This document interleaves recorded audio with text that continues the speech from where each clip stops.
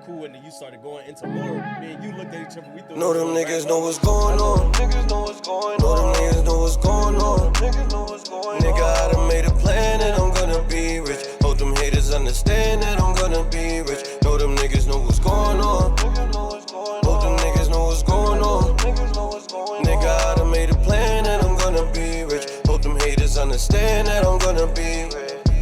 Yeah, don't say you love me if you don't really love me. I got some enemies who think it's funny to see me down and see me hurt, but let me tell you something. Bitch, I'm a soldier and a gangster, I won't lose for nothing. I done dealt with so much shit, feel like I felt the worst. And still I made it through some shit, though nothing seemed to work. I made this shit a fucking fact, and I ain't never going back. I got people that's dependent, plus the shit that's on my back. So much shit that's on my back. Well, I'm just smoking, trying to get it. Pay me mind and pay attention, every challenge got a lesson. Give my blessing to my brethren, open mind and my perception. This my right to my petition. Know them niggas know what's going on. Niggas know what's going on. Know them niggas know what's going on. Niggas know what's going on. Nigga, I done made a plan and I'm gonna be rich. Hope them haters understand that I'm gonna be rich. Know them niggas know what's going on. Niggas know what's going on. Hope them niggas know what's going on. Mic check 1 2. Welcome back to the King Status Podcast. Welcome back to the King Status Podcast. I know I just repeated that, but here again, once again, I'm here, me, your host, Mr. More the King, along with EdBuck LC, a.k.a. Playboy Bucky. You know what's going on? Jay Duce, a.k.a. I'm going to give you a.k.a. Mr. Prolific, man. Okay. I do say so myself. Welcome back to the King Status Podcast, and let's remember to shout out DJ Magic on the 1s and 2s. Woo! Yeah. But welcome back. We thank y'all for tuning back in. If this is your first time, we thank you for tuning in. Please remember to like, comment, share, and subscribe to our YouTube channel. How are y'all fellas feeling today? Man, I'm excited. I'm running off the juices of last night. You excited, nigga. I'm depressed. That nigga beat my dog up, man. Man. Beat my dog ass. That was a fight, man. That was a good fight. Like one of the best fights in a while. Absolutely. Oh, yeah, what we're talking about, guys, was the Earl Spence versus Terrence Crawford fight. Watched it last night. Whooping. Pod, and it was whooping. When the fight started, everybody had it one way, except for a few individuals, and then as the fight progressed, very early, like second round, I think niggas said, "Whoop." Yeah. I think for the most part, like we were going for Spence, but we weren't naive to know, hey, Bud could come in and win though. Yeah. So that's why I said I wasn't like heartbroken, because I was like, I knew it was possible, like he was gonna lose. And you know, like it's about like Spence is on that. The clock is ticking, to me. After what he been through in the sport, you're right. Personal life. True. So him being at the peak, this would have been a good joint, and Crawford still got like that. Just would have been. And I never had him like, for me. I thought it was gonna be a decision. Yeah, that's what we all thought. Yeah, so I thought it would be more of a draw than what happened. But what I said to bro on the way home yesterday, I said, bro, that easily was like the hardest jabs I ever seen somebody like throw. Like as far as like you really was taking, like you was knocking the dude off of what he was trying to do. Like you made him think about it. Like he, like his head was like really jerking back every time. Like bro, like I'd never seen no jabs be that effective before. Like most important punch of a fight is a jab. Yeah, and you can do so much with it. You can lead with it. So many setups with it. You can block with it. You can get your distance with it. Like calculate your distance. I was like very important. But when you got a lot of strength on it, where it's like, yo, that's what's working for you so much. It's not even a step jab either. Like you walking into jab, and it was a he throwing. He just kind of because he had a lot of counter ones. I'm like that's stiff. Them shits was jab, bro. But I was like, but still, congratulations to both of them. Both of them, like they still pretty much got a huge bag. Still a great legacy fight for sure. It's still one for the books. I mean, it was history. Yeah, I'm about to say, I want to big up this fight. Shout out to him giving a shot. Exactly. Yeah, that's what I'm saying. I'm like, I want to big up both of them, like for being humble. Even Bud, as humble as he was after winning, like yo. I still wouldn't even be undisputed champion if he didn't give me this chance. Like I thought that, like, just the whole respect factor I thought was huge, because of course the stigmas is like, oh, we got two angry black dudes about to go at it, like you know, like the what it could have been. So I'm like, I feel like them being so respectful still had me like, oh man, I still can't wait to see this.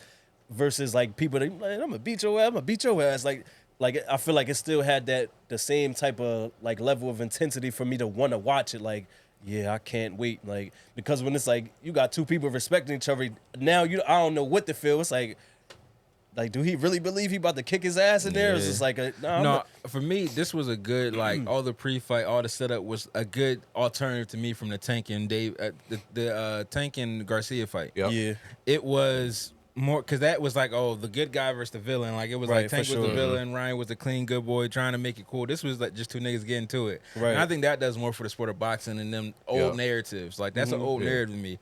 All these niggas is like the sport. That type of sport, like MMA, UFC, that has changed from that type of model to like, no, we just dogs, nigga. It's going to be a fucking fight, and that's what y'all paying to see. Right. And it was that energy rather than the storyline, so this is going on. Which we still love, though. Yeah, no, I enjoy it, but I just think it was a good alternative. Because like, I feel like a lot of fights, big name fights, somebody got to be here and somebody got to be here. And I'm about to say, and on top of that, having people like Floyd that don't make it better as far as like he understands how to promote a fight, so he will do it that certain type of way, even if he do got the respect for you, versus like them just the whole time from start to finish. Like even like like when they was weighing, like the last weigh-in that they was doing it, he was like, yo, like I want to thank you for making this fight. And he like, yo, don't thank me, like let's thank each other for this. Like we about to make history. Like because at the end of the day, it's not too many fights. I mean, to other people, but to some of us, we know we go in. We know this guy's going to win. It's just a matter of how or when. Yeah. But it was like the way that fight went, it had us all shocked, like because it was like we seen Spence and Bud hurt before, but we never seen someone get like we never seen Spence get outclassed so much.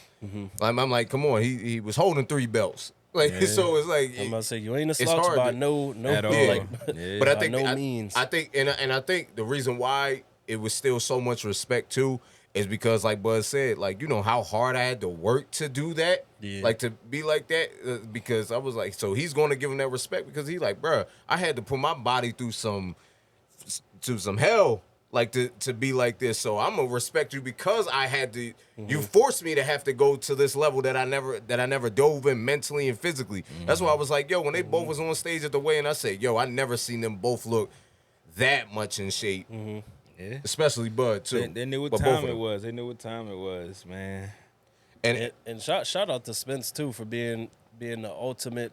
What was it like having the ultimate? Like what's it called?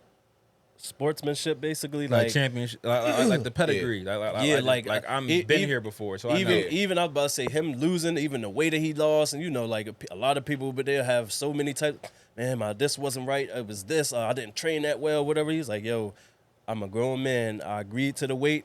The better fighter won tonight, and that's just it. I love stuff like that. Like, it ain't no excuses. I just got my ass beat. And as the fight went on, even with like how Spence like was still fighting, I said I respect him a lot because he's gonna go out like a champion. Like he ain't just give up. He was like, no, I'm getting hurt, but I'm a fight this. I'm gonna fight this through. A true fighter. Like a lot of motherfuckers would look to all right, let me just try and get on the scoreboard. Let's make this go. Let me set this up for the next fight. Worrying about all these other things when it looks like the doom is there. And every time he got back up and got right to like, he was a true.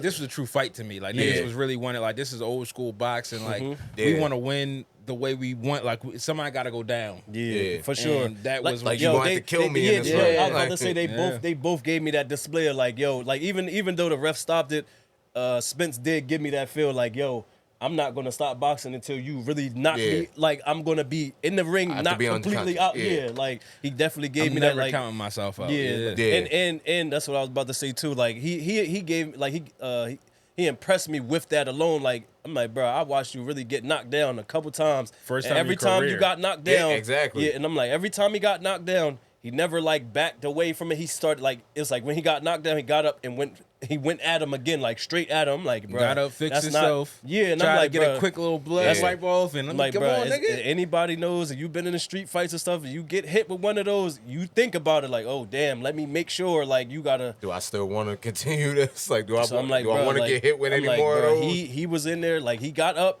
and was like, bro. Like he didn't make it seem like the hits was hurting him as bad as it looked. Like he was all right. I got knocked down. I'm here though. Like so, I'm like, bro, I respect that because I'm.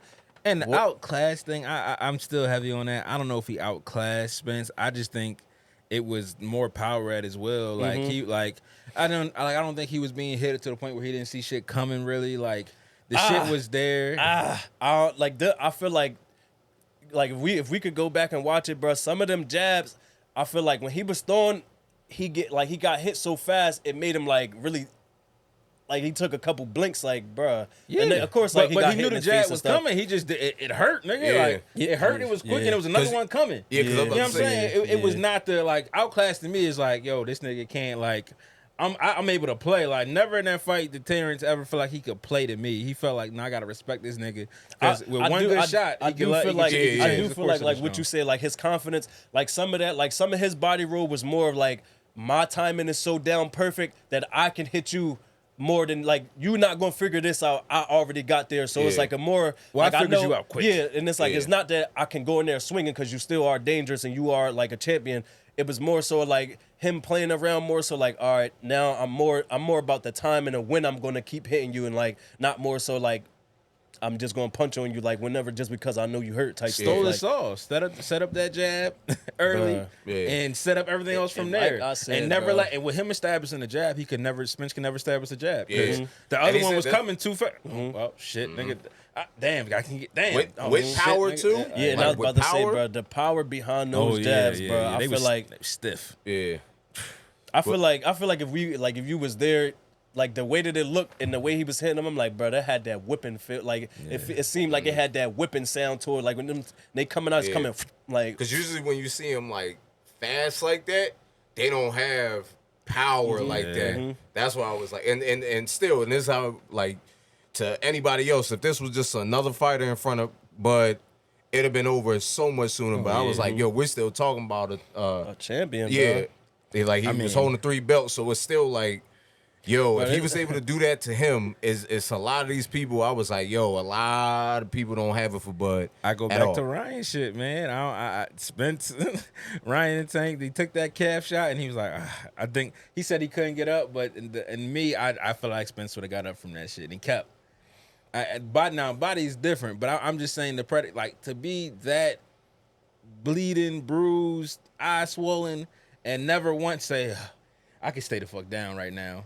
Like I could honestly stay. Well, a lot of boxers do say they rather get hit in the face like that than get hit in the body because they say the way that liver shot does, they said it could take a second, and it says your body will just shut down and you just really feel like like I can't move because that's what Ryan looked like to me when it happened. Like after it happened, it was like he wanted to, and then that just caught up to him. He was like, "Oh no, I gotta." Was it like any like the effects? Like I remember him being like not no crazy effects afterwards. Like he didn't have to. Nah, he just said not like rehab. Like from what people say. They said on top of that, him throwing it left so like you punch, you gotta breathe too. So it's like so you're not on and defense. He caught one, so it's like all right. Oh damn! Like so. Because now you completely. I'm just saying the stand vulnerable. back up part. Let the ref count you out because you can't get your shit together. But to take the knee, bro, it's 2 separate fights. Only you know, bro. I'm just comparing them. It's 2 separate fights, but I'm just comparing seeing what I feel like is championship pedigree, which Ryan's I feel like gonna keep growing and developing. But it's that I gotta get back up. Like Spence, no matter what this fight look like, I gotta get back up. Well, you said a key thing, the champion thing, and I'm like, well, Ryan wasn't a champion. Yeah, that's what I'm saying. But and Spence is a 3-time champion. So to us, we're more like later. Yo, he's a true champion. Like he's gonna take his L on the chin, and that's what he did. Well, speaking of I was just gonna say, speaking on Ryan. I can't wait to see what he look like now because I keep reiterating to him like when we talk about it, I was like, bro, he look good like as far as being at a weight that he can be comfortable at, like instead of like like whatever weight he was. Well, he don't really. And, like because he's taller. Fights ain't been able to like he got to get there and realize like nigga the sport ain't really made for you, nigga. At that height, just like the boy in the pre-fight, the third round one, like even that was a split decision, which was crazy. Yeah, but excuse me. I want because of what Bud showed, and this is the thing I've been thinking about lately, and I wanted to get into because I think Bud still showed that last night is what it looks like when you really give your 100%, like no matter what, and you give everything your respect, but you put 100 into it, so that way you can overcome it.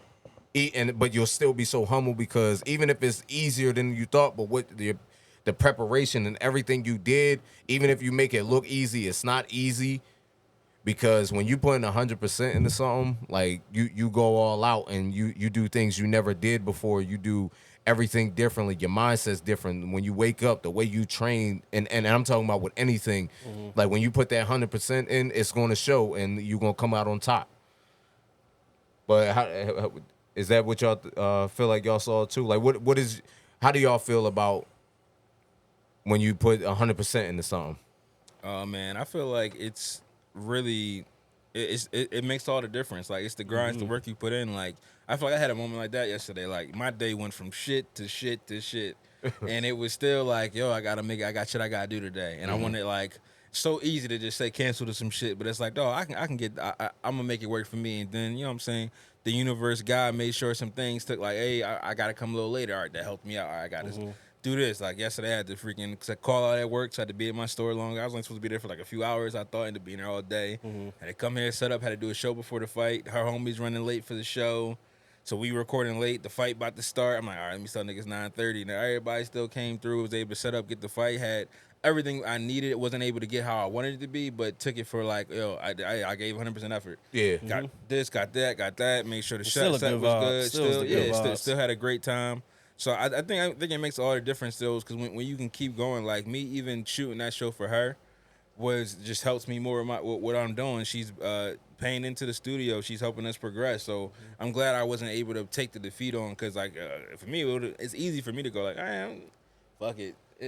I don't need like I can miss this shoot because you done canceled a couple times on me or somebody else done canceled this and want to be that kind of person to lessen your craft because of how somebody else is treating you in this space. Again, that's shout out to Magic. yeah. And hey, Magic was she's the big part of this right now. Like yesterday, I was only able to leave early yesterday because she finished working at the other gig for me to be able to get her to set up and her to come through and us to finish doing that. Hey man, I'm appreciative of everything we got going for the studio now, man. It's getting bigger and better, and I'm loving it. And like you said, like when you don't make excuses, because even when you know you put in 100% everything you can, so even if it's not perfect, you'll feel better knowing that because now you don't have to deal with the hey, what if I just gave it a little more effort? It's like yo, I really gave myself this 100% to really make it happen. So I know, and that's what I always just go back to when I talk about things from my past. I was like, yo, I gave 100%, 110%. It's just what my knowledge and what my resources I had at the time. Right. So it's like, it may not have looked like it, but I was like, no, I was giving my all. It was just, I was working my best with what I was working with. So, but what you think on the question? Like, like, you know how I always say, like, bro, when you give everything your all, the universe always reciprocates that energy. Like I feel like it's never a time in life with nobody that when you put 100% into something that you don't get what you was going for. Like, and I'm really a firm believer in that because of the stuff that we went through, like musically and individually. Like as far as basketball goes, like when I used to like just think like, yo, I'm just better than everybody as far as talent. I just noticed like I still had a ceiling on that because my left hand wasn't so strong. I couldn't cross back right to left, or my right between the leg first step was good with this hand, but it wasn't as sharp with it. Like, you feel me? So I just remember when I started to figure it out that year, my junior year, when I went to that camp. I always say that like you was the reason why I knew how much better I got because of that. Like when I came back, we ran the full court, whatever like that. I wound up hitting the game winning shot for that game. And I just always remember you running up, like you literally running straight up to me, like, yo, bruh, you got nice. Like, and I knew coming from him, the way that he said it, I knew, like, to me, I knew what that meant as far as people my age, like, oh yeah, this about to get ugly now. And like, you know, like I'm just still out there having fun. I'm just losing the game. So I'm not really thinking about what I came back from, because I'm like, bruh, it's just another day of basketball to you. Yeah, so like I'm 16, but I was playing against a 13-year-old. He was 6'2". Bro, the nicest youngin' I seen in a long time. Like, me and him had an epic playoff battle. He wound up scoring 60. I had 56. Like, it was one of them games that pushed me to that limit. Like, yo. Wait, what the? You can't cross over 60 and 56, nigga. It was really. Fuck was y'all niggas playing 2K? It was one of them games. Like, shit, this is tape. You ain't record this shit? I always think about that. So I'm like, bro, I wish somebody. Every time he told me that story, I'd be like, oh, you wasn't there? Nah. He went off like different town, like up north. Well, not prison people. No, it was a camp in Piscataway. Yeah, because I never said up north. Like, these kids don't know that. These kids don't know that term, man. Yeah, I mean, our age know it. Oh, yeah. So just reeling that in, like, you know. So I look at it as that, like, yo, when you really put it in your mind and like to perfect your craft and really put that time in, no sleep, LNEG and stuff like that. Like, bro, it'll work for you. I don't like you don't know what level that you'll get to. That's the one misconception. Yep. Like, you don't know what level that you might get to. However, you will get to what you want to get to. And it doesn't matter what level you're on. Right. Because some people don't think, oh, people don't know me, so I don't think I have to go so hard right now. But it's like, yo, no, the beginning stage is when you got to go the hardest. Like, you want to get to everybody. And then like Jay just said, I could piggyback off of, was it doesn't matter what the rest of what everybody else is doing. If somebody's giving 50%, it doesn't matter. What are you giving? And that's that conversation I said I had when I was talking to them about the thing, what they were doing and what they became a part of real quick. And I was like, yo, they asked me, what do I think about like how they did on it? And I was like, you could have did better because I seen you do better. Oh, I thought it was like this because I thought this is what everybody else is doing. Doesn't matter what everybody else is doing. My suggestion and what I say, if you're going to put yourself in front of the camera or anything, give 100%. No matter how much, like I said, when I'm stumbling over words, when I'm being so welcoming, trying to do everything, I said, man, I'm giving my 100%, period. I said, man, when I get in front of here, I said, I started taking my appearance more because I was like, yo, if I'm going to get back in front of it, get in the light, I'm going to give it my all, the best way I know how to do. Now, and that's why I'm never naive to say, yo, I may know a lot and show that I know a little something, but I still am not naive to know I don't know everything. So when I know somebody has more knowledge of something or when they have more success in something before me, I'm like, yo, I'm going to listen to hear, I'm going to get the game. So, but that's what I suggest to anybody. Like, yo, if you're going to do your craft or you want people to buy into you, and you want people like to like you and to watch you and listen to you, whatever it is, be a client to you, always give 100% when you get in front of them, no matter what, 100% into everything in your craft, and it's going to start working. Even if it's a slow process, better than none. What 50 say? Slow process better than no process, if you ask me. And like, you got to believe that you belong there. Like, a lot of people get to these spaces and they get imposter syndrome. Like, they feel as though they don't deserve the spot or deserve the applause, deserve like, yo, I'm winning right now. This is crazy. Like, no, sometimes you gotta balance that, because then you get too cocky. And you can feel like you kind of can miss some opportunities based on that you think something is beneath you. Right. But as long as you stay humble to where you at, stay a student to the game, and also realize you belong where you at, you're going to, wherever you're trying to do, you're going to achieve. Now, that success is going to be whatever it is relative to what you put into it. Right. Like, I forget who I was watching, but they had it was J.O. It was J.O. on Drink Champs, and he was like, dog, niggas be wanting as much money as 50, but won't put in the work as 50. Like, nigga, I'm on tour with the nigga, watching this nigga work, and I'm like, I want that, but I ain't doing that same work. I gotta try a little bit harder to try, because the niggas who working are working. There's more work to do. Right. Yeah, you're like, even when it's your 100%, you can squeeze out 5 more, squeeze out 10 more. So sometimes you squeeze out 50% more out of yourself, out of what you got to will something to be. You gotta have that will. Like, for me, it's just for me having that will. Like I'm big on not turning down opportunities now. Like even like for different things for the studio, I'm like, yo, we can barter. If you got a craft, you got like something I consume, and we can exchange on that. Yo, you get some studio time. We do this just to better myself in this space and get more eyes and ears on what we doing over here. So on some like, I just think it definitely you got to believe in yourself and trust people that believe in you too. It could be one person. Some niggas only got their mind believing in them, but hey, that willed them to the #1 spot on a chart, on a YouTube view, on a podcast chart. And it's a bunch of shit out there. And I'm gonna give you your credit, Jay, for that for me personally, because I heavily dealt with imposter syndrome with anything, and it's just some things that I dealt with in my upbringing. But I was like, man, sometimes even when certain things was going on, I'm like, dang, like because then when I'm still having people that's like leaving my side and I don't know why, and you don't see people heavily supporting that you think you would, that you was there for, and it's still, but it's sometimes it's the crowd you're around, because it's like, when I got around Jay and he's the one more like, when are you starting again? When are you starting again? When are you starting again? No, I want you to start again, and then when the Prolific Design started building, he like, come over here. Like I want you to start again. That's what I say, because that's the person I am. Like, if I want you to win, I'm gonna help you.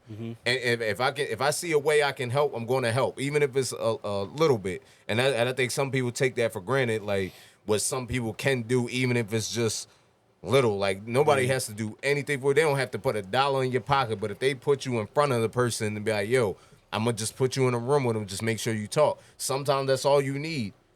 And people take that for granted, right. I can't wait till we do an episode about y'all journey and shit. And when y'all really want it, whenever y'all feel as though, whenever them views hit into y'all, I can loosen up and I can get into some shit. Because I feel like y'all both got experience in this shit that is, like, for me, a lot of podcasting is being able to use your personal stories to engage with the audience and get somebody to connect and pull people up from where they at sometimes. Like, it's wherever you're at in this, like, because like in situations I know you've been on from my hearing, like the last episode, and hearing those different things and seeing it kind of like even me learning in real time, like, all right, I know some of this, but okay, having another voice in this, this to me, this is interesting. Now we ain't gotta like say no names, or no get no corny shit, but like that kind of like once we get to that level of storytelling, I feel like that's when we gonna take an uptick, like because that shit is like can be inspirational. Like, like how you just said with me, like a lot of that shit just came from trial, rinse, and repeat, and then switch it up. Okay, now like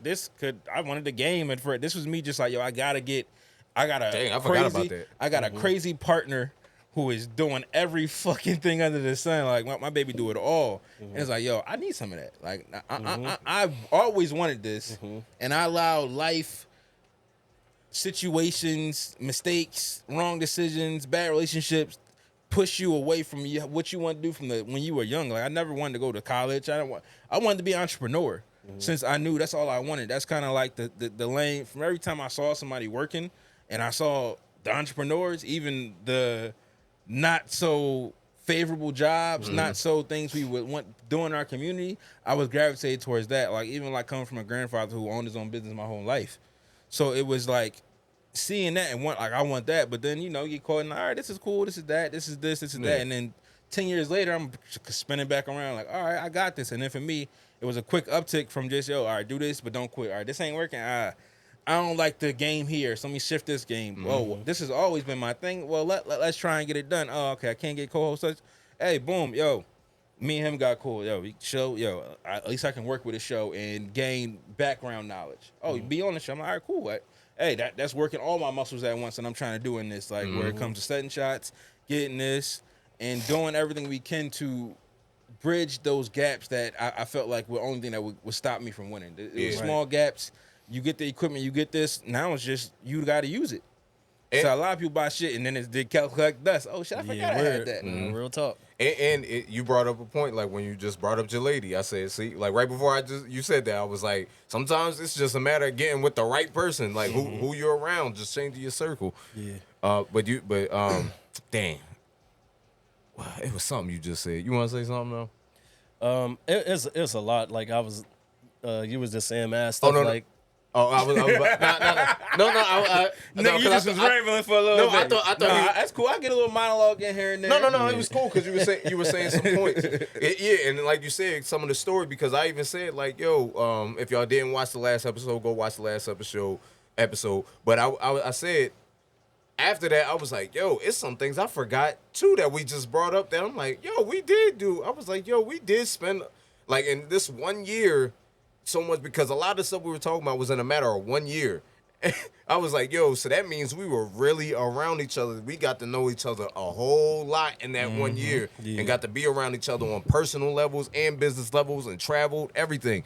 But, I want to just say real quick, like, because I agree with you. Eventually, like, when those stories, like, when we get to that point where we feel like it's ready to really start diving deep with some of the stories, because I was like, because right now, I say the only reason why I don't bring up, like, you don't never really hear me bring up when I was doing music or anything, is because I know we're in the world of what have you done lately. So when I'm talking about that, so that's why when people like our guest last week, it was more like, okay, because that's more in the 2020 era. Like that's because that was 2021, but it was like, but from 2020 on, so I really only bring up things really from 2020 and on, because I'm like, okay, let me still show y'all. And I think that's a mistake. I think for us for this part of a thing you're doing, letting people know more about you and your world, your background. Like a lot of people who are selling this have been people that have a background that's been known to the public. So I agree with you that, like, yo, I know your whole story, nigga. I've seen you on this. I've seen you on Love and Hip Hop. I've seen you here, and now you're killing this space. So I understand what's there. So when you can sprinkle in certain things, but when you up and coming, you gotta tell, like, no, who's gonna tell your story but you? Right. Like especially as an author, like I'm pretty sure that autobiography is there. It's in your brain. It's in the back of your brain, but you still writing that story as you go. Yeah. So as you write it, like give some gems out to these people. Like, yo, even like stories from when we 10 as a kid right now, going through the same shit. Like a movie I watched that I think was very good, and a lot of people kind of saw it like, why. A lot of time our community get put in spots where they like, oh, well, why we gotta represent these things? But like that, They Clone Tyrone was a very good film for me to show how like the cycle of our culture is. Like, it was a big thing on what cycles are.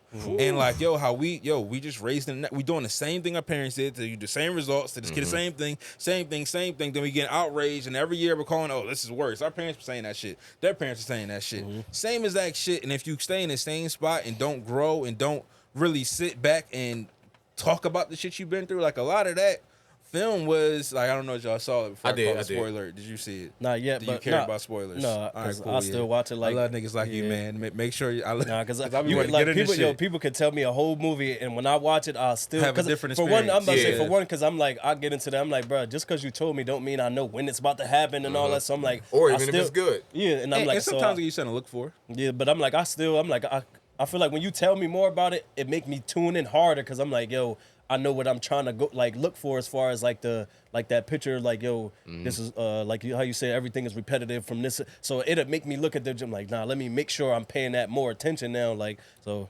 So the film got it's a key plot point about one of the main characters, Fontaine, and why he is the way he is. But we all know that story. Lost a sibling real young. Turned your heart cold, and now you just fuck it. I don't care no more.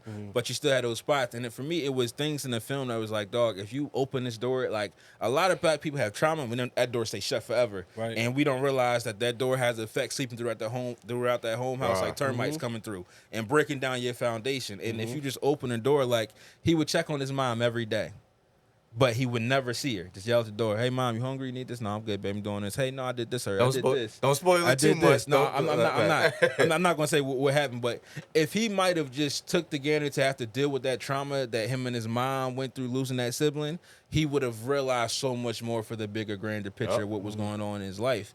And it was happening across different fields, and you kind of saw the tropes of like what we want to be and what we are holding ourselves from becoming because of the areas we choose not to leave, or just the mindsets we choose not to grow out of. Like a lot of that shit, you didn't have to leave the area. If you would have grew the mindset, you would have kind of realized like I'm pretty sure in the film people have left that area, but they just don't talk about them no more. Yep. Right. And that's the people that might have woke up and decided, this shit ain't for me no more. So that make me think about this this convo I had one day. I was getting off work, and guess I'm back at home still.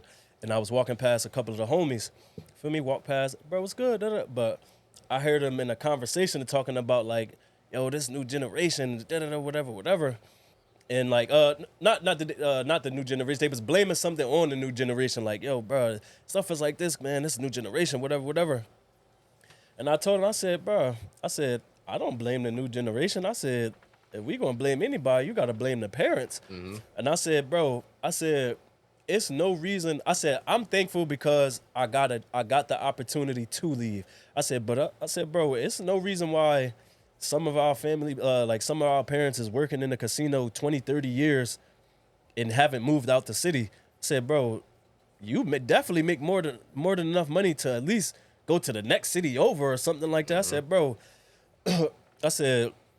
I said, it's some people. I said I was referring to my pops, like he had worked in this one place like for hella years, like damn near since I was a kid, like.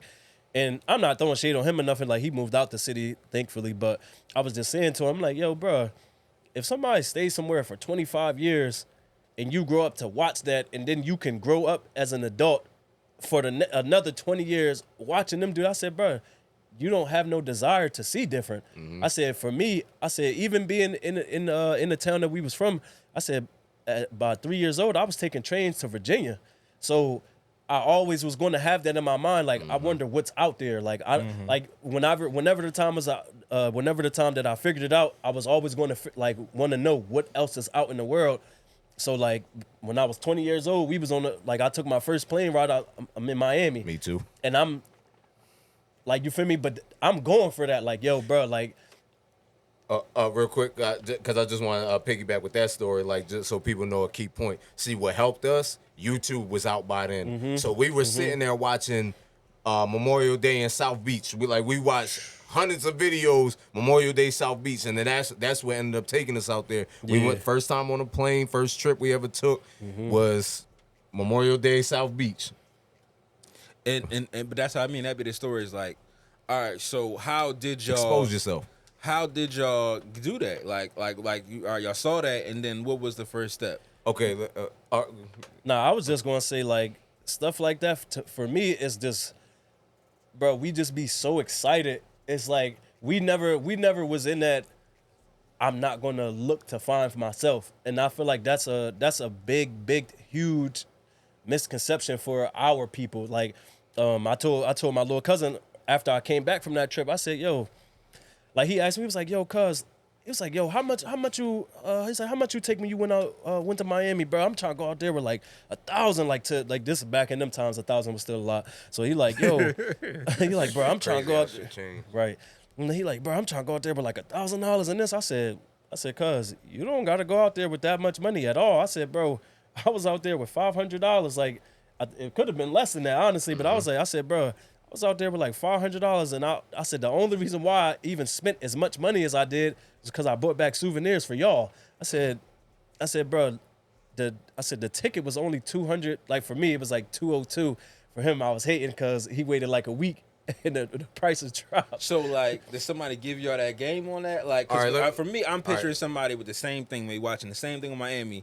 But maybe not have one person that you might have called and asked, or one Google search you just did. Like, that's what I mean more so. Let me tell everybody about this who may not know me.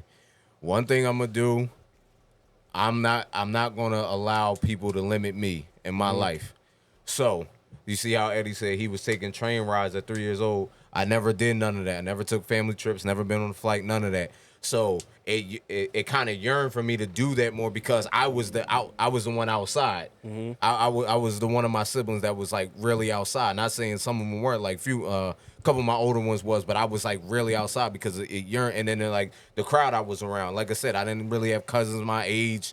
I didn't. My siblings were either a few years older, a few years younger. So when that age got kicked in, so I always had friends.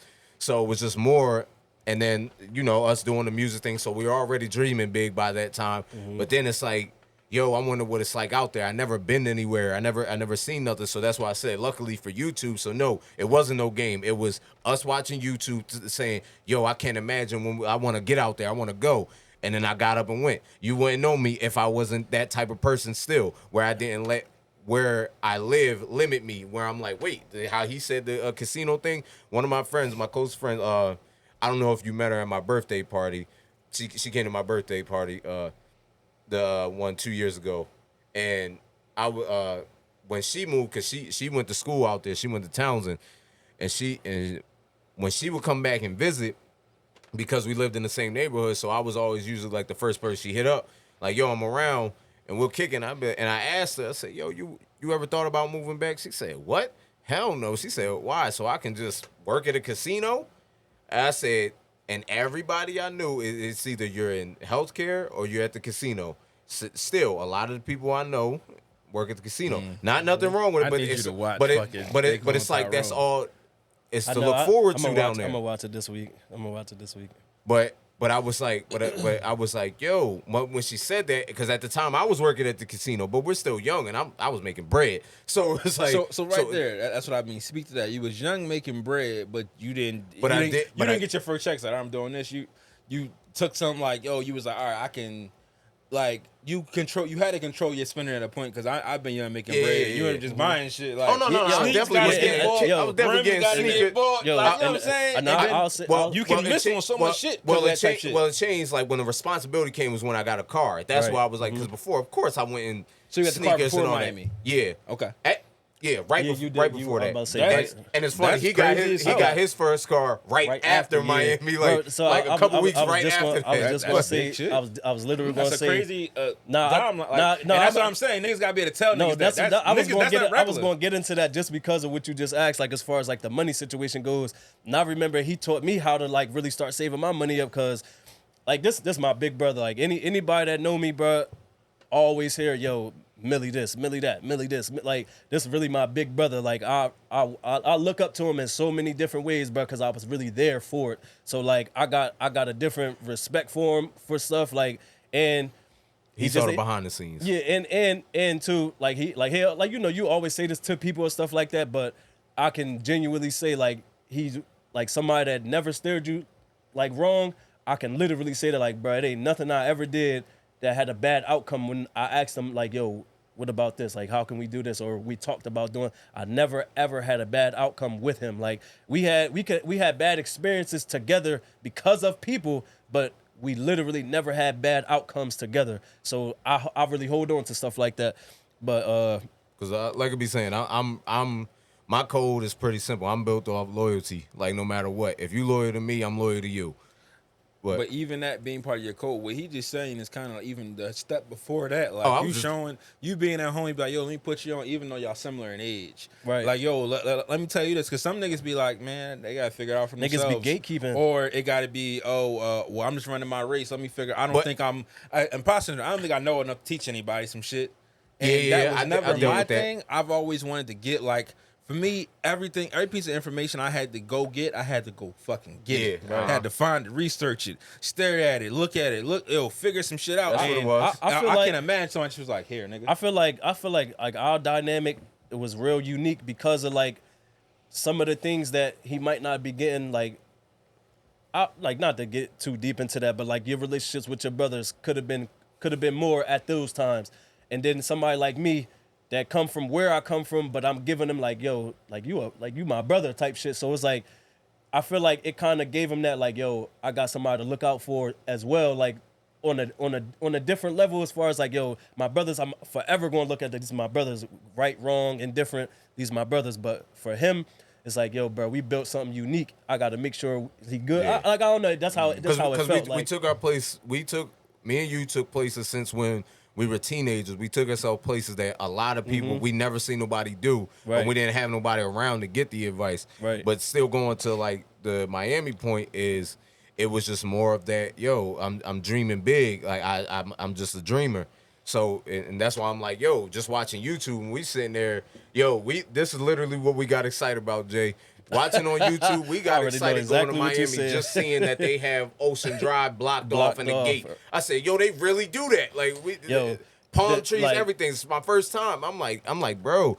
And I think to like literally answer your question, I think just being so excited, we never was like the type of people that didn't know how to ask questions or try to find it ourselves. So like you saying, like to see that, I'm gonna just Google like how much is a flight to Miami instead of like some of the other things that you might like. What's it like in Miami? You know, like a young question. Like I'm really YouTubing this. So I'm like, yo, how much are flights to Miami? So when it's popping up like that, I get to see for myself and not, yo, Jay, how much was it when you went to Miami? You could have went in the summertime. Yeah, it was $430. It's like, oh, damn, like $500, and I ain't even. So I'm like, bro, I got to look for myself and see the difference in the like the time, the prices, and all of that. So I'm like, oh, it's only $200. Like, I'll make that in. All right. Oh, a little hotel.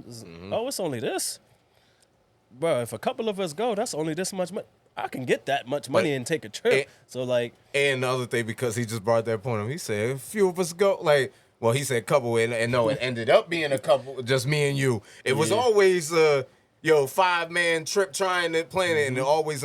And I was like, and the funny thing is, he's the one that make no excuse. Even it was times like. He would lose his job right before that or something. Like he may lose a job right before that, and he'll still manage go. Shit, I was about to say that was the Atlanta trip. I wound up losing my job right before, like maybe a couple weeks right before the trip was about to happen. And I remember telling, I said, bro, don't even trip. I said, don't worry, I'm going to go on this trip. Don't like so just plan it. And I remember by the grace of God, I wound up like a couple of things that really went right for me. Wound up getting like a nice little penny in my pocket. And one ended up being one of the best trips we ever taken. But that kind of speaks to me. Always connecting something to something. Like just that little info you did that early on. Now you could almost damn near plan a tour. Right. Like if we wanted to go on tour for something, it would be simple. Like all right, I know how to look for flights. I know how to look for hotels. For sure. I understand areas. The only thing would be the venue and that conversation, which is always that's a partnership conversation. And just what do you got? What do I got? How can we meet in the middle? But the other, like a lot of people, like that shit is like I follow comedians who got because I'm every aspect of this I'm intrigued about. Who's winning in this space? Who's winning in this space? Because so many people only show you these people, and not point to these people that's doing fucking great over here in their own lane that has their own thing set up. Like when y'all came out, I was watching a 1000 video. Own lane, so much money. Like dog went from in his like staying real humble low artist to full bought a fucking $5 million warehouse in 5 years. That's big, and that's off of people supporting him off of Patreon. He's an artist, and people commissioning his art. And buying his fucking drones, and that's just taking one thing he got and turning something else. And for me, I always look around those spaces.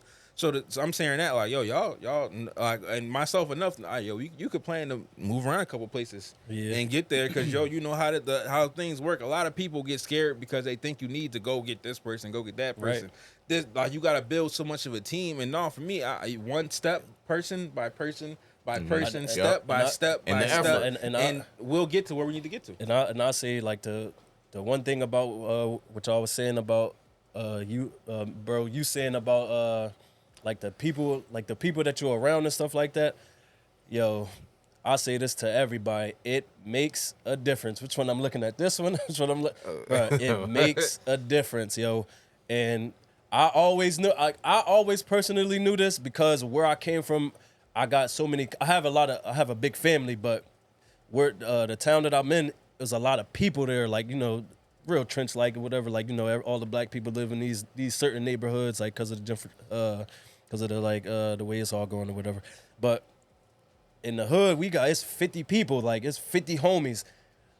So it's like, yo, I always knew, like, yo, it's always going to be people with egos. It's always going to be people with this. So I always brace myself for stuff like that. But I never got too close to it because I never wanted to go through that. Bro, going to the talking about the Miami trip, and he always hate when I bring this up too. But I'm like, bro, this was like my last straw when it happened. It's supposed to be like five or six of us. I know what you about to say. It was like 5 or 6 of us, like we all supposed to go.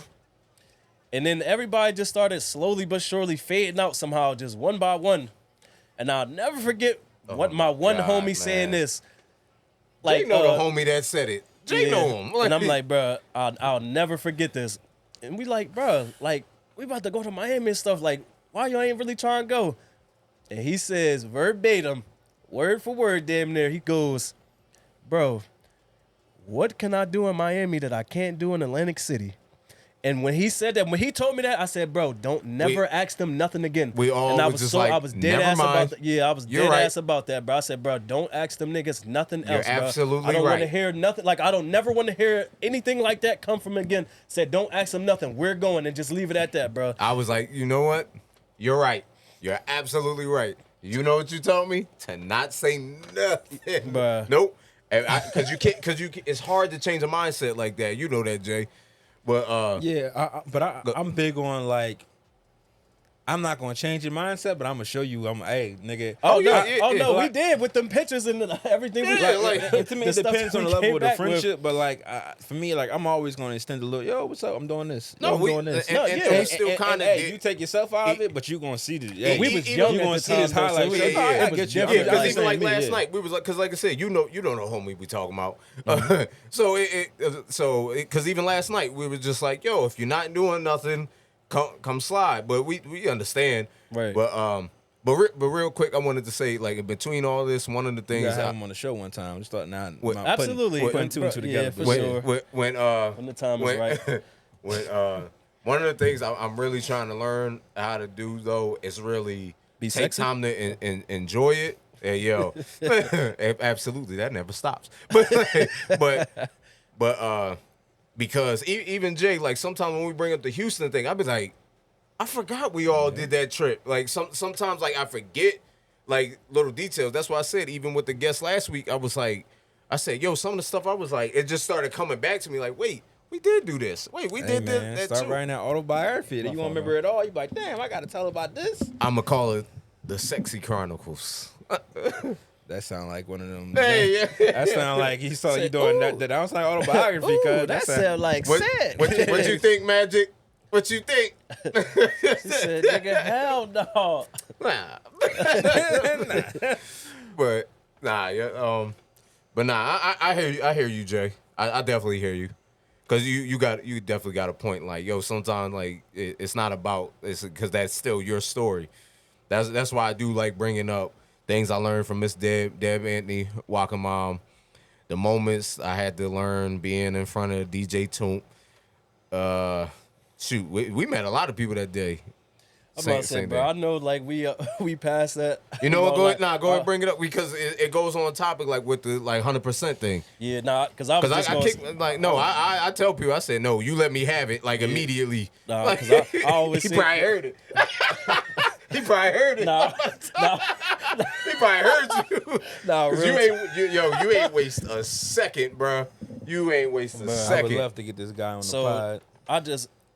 I like if we is ever like whenever the case is that we like run across. Well, we some- not talking about the homie right now. We talking I know the story. I would love alright. I And I'm would love saying to even bring that that up person to him to and be see if he sitting down remembered here that, and have bro. to go back and He see don't his remember own. that shit. I know he Who probably knows? he No, probably get that. don't somewhere. do that, bro. See, don't you have I no did take a fucking picture. I do clue. got a picture when But you have no clue what it's. Let's say he heard you, and let's say he heard your man come at you, and let's say that just changed something in him, and it might be part of his story. Maybe today. maybe you if- never know. maybe dog. if the stories- people take so much from you that you never will know. Maybe if the story's posted and then the pictures posted with it, Yeah. like where it's like, but I was, I don't know, I doubt it. But Dog. But Look, I'm gonna tell you what's crazy about this. I'm gonna give y'all two stories, and then we do whatever we want after that. But like two separate occasions where it's people that you will least expect. Like Joe Button Pods was talking about. No, because it's two separate pods. But I want you to the names who he hears know him. So like he was at a restaurant, and he's chilling. Him and his girl celebrating the anniversary at a restaurant.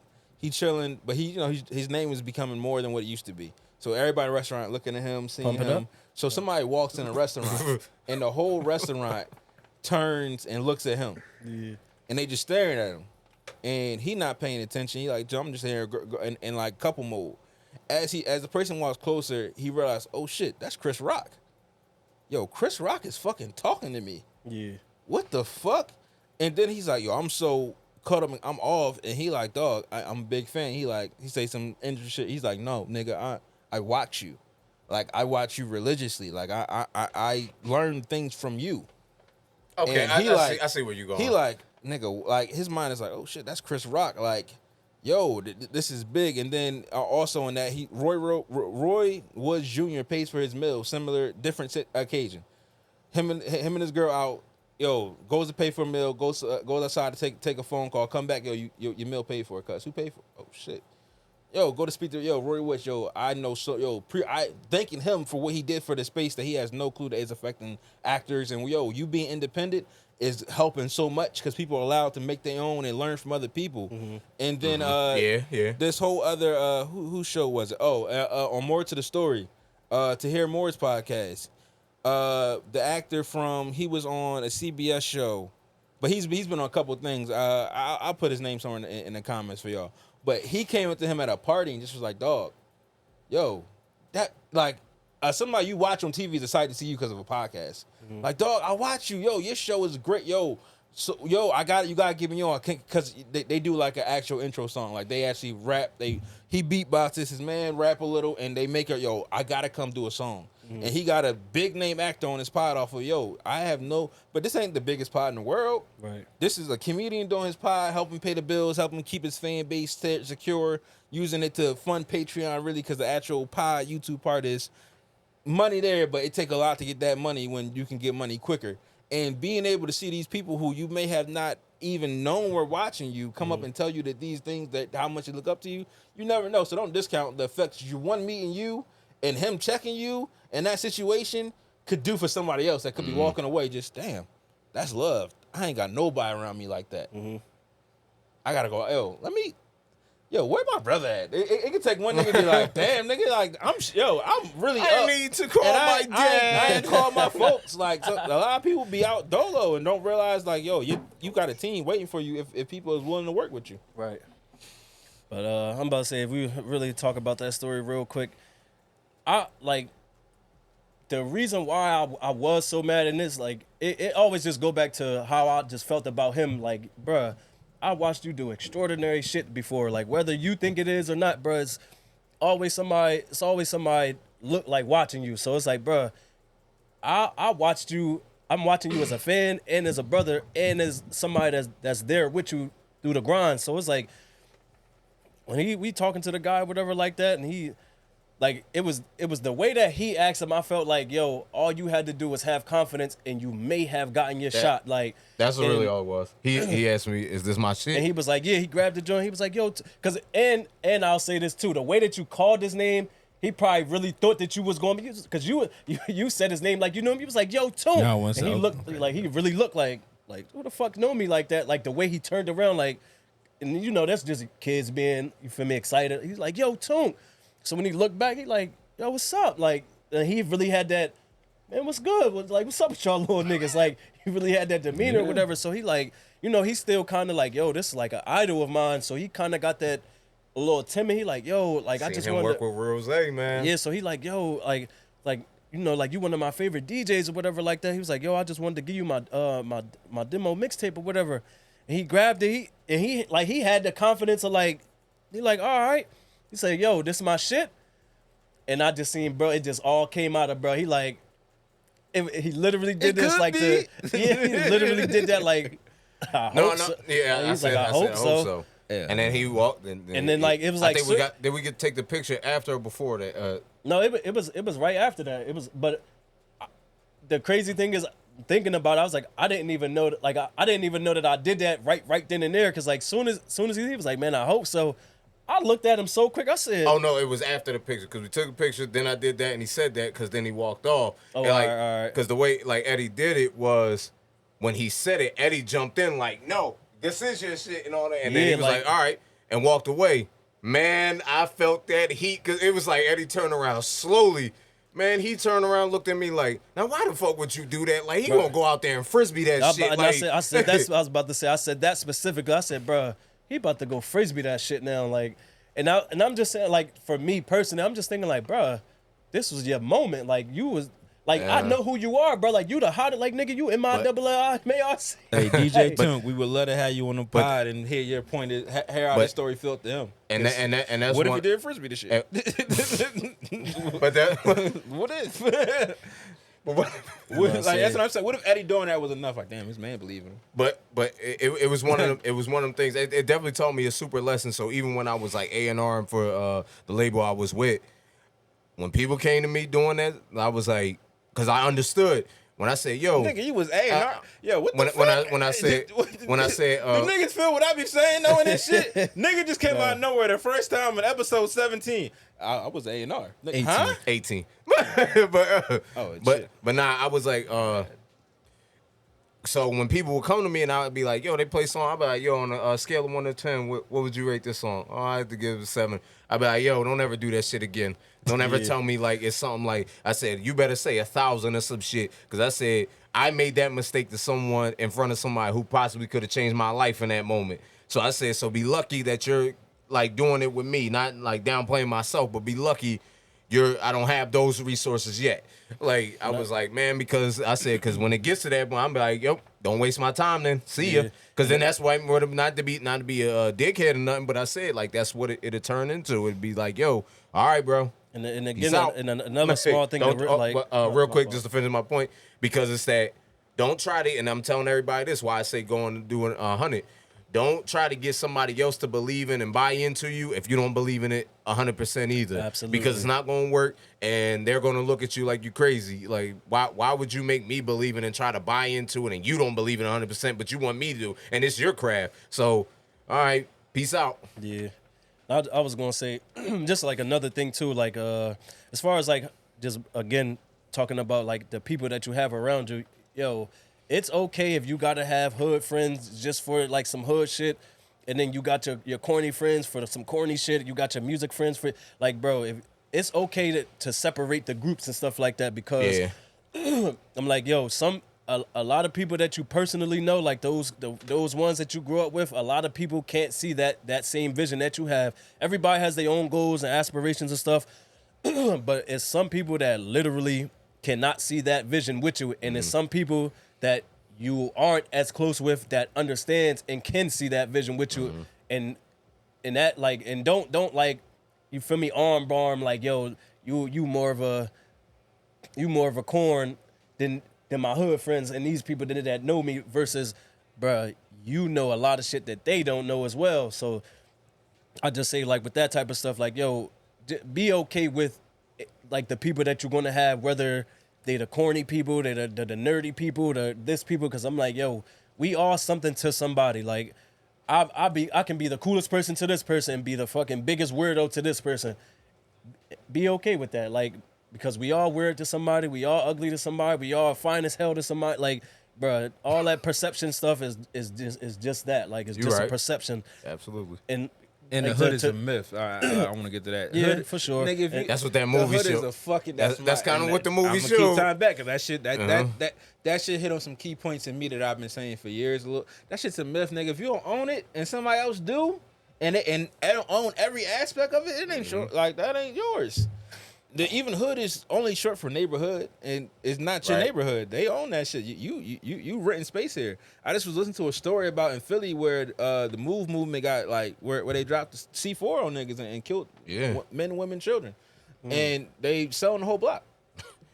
So people who own the whole block, nothing but people renting houses, said, yo, we can't raise the rent. They ain't got enough money. We sell the whole block. Y'all get them out of here. That's how this shit goes to me. So that's why I said that hood shit is a myth, nigga. Right. Unless you gonna own, hey, if y'all done sold grandma's house, get the fuck out of it. Yeah. If this ain't here, yo, I don't care how good Section 8 is, nigga. You can go to fucking Nebraska and pay the cheapest you could ever think for fucking some rent, because there's nothing there. Omaha. Hey, yo. Shout out Bud Crawford. But we'll end it there. Like, great points y'all said. And Jay, like I said, you opened my eyes to seeing more of that point of why I should talk about. Even how you just got shocked when you said you A&R. You ain't never said. Yeah, and I'll say, I asked like, nigga for a resume like early on. The nigga that thought I was playing. No, nigga, what bio, resume. Say, and everybody like, have one. To make a bigger point, tell your story. Like, yeah, I'm about to say, to make a bigger point to you saying that to him. It is a lot of people, like, you know, we always do talk about this off cam, but it is a lot of people that are intrigued with you that don't know nothing about you. Like, they just know, bro, he just been a steady course. I'm about to say I'm more with the people though. Like I'm more outside a little bit. Like you outside in space to this space. Yeah, niggas is like, hey, you absolutely right. Nigga, we played one of your songs for one of the shows. I mean, one of the shows, and we didn't even. That's these are things y'all can discuss in fucking length. The process of making a song the way you did, even what Ranshaw said last episode. Yo, I'm from a space where you do what you got, do what you. I can't quote him exactly. Pretty much do what you can with what you got. Yeah. And however you made that, it's kids right now that it's easier to make music, but maybe I felt y'all quality was better and y'all probably tools is worse. So it's a different thing when you can break that down and just the people y'all met, the things you did in movement. Those things are like same thing. Even like that. That's just a career. Right. I don't care if y'all niggas is retired now or halfway retired or maybe still active. He literally asked me something about that last night too. I asked a serious question. I hope as we go, it's able to get to tell more. And again, that's why I try and add little bit things about the story. And again, like we all got people that you want to protect and love. Like I got. Y'all niggas with some niggas that niggas don't ever hear me talk about, but that niggas' life's gotta be a certain way. Yeah. But I can get into certain stories without ever saying nobody's name. Right. Absolutely. And that's all I'm saying. Like niggas can start giving props and game to y'allself because it's y'all story. Once somebody like, yo, I just was another Last Joe Button podcast thing. Ish from there has gotten he got a publicist now, has 4 articles. This is somebody niggas didn't know off a can of fucking paint who just got paid to speak in DR. Just got paid to speak. Nigga didn't know you 2 years ago. And your man is helping tell your story because they're connecting the dots between you two niggas. Similar situation. Joe and Ish. But no beef, no breakup. Just 20 years of friendship. And that alone is intriguing. Yo, how do niggas stay friends for this long? True. I mean, that you alone, got a point. especially when you guys many siblings as you do, and you guys many siblings as you do, and you come from where you come from, and you come from how you was raised. That shit is a story to be told. Right. And I that's big on even getting to that writer true. bag of I'm telling certain that movie just made me want to just write. It was that shit was yo, black sci-fi is a thing now. Oh, I'm tripping. Let me hop in the bag. That's been my shit. So it's that thing super threw me for a loop. I said, oh, it's one of these. These stories, man, in your life is kind of what this is all about to me. It's somebody sitting here want to know you, and then I want to hear more about how you think. I gotta get to know you first. Yep. To be continued. That was amazing. Yeah. That was some great points. And I appreciate y'all for that too. Because y'all open my eyes right now, too. Shout out to my shower this morning. It was a good-ass shower. Start your day off right. I'm about to say, get a little bit of singing. Them thoughts start going in the shower. Yep. But we thank y'all for tuning in. We please remember to like, comment, share, and subscribe to our YouTube channel. Please follow us. Everything's in the description below where you can find us, follow us at. And please remember to like, comment, share, and subscribe. And tell a friend to tell a friend. I'm your host, Mr. Mortar King, along with EdBuck LC.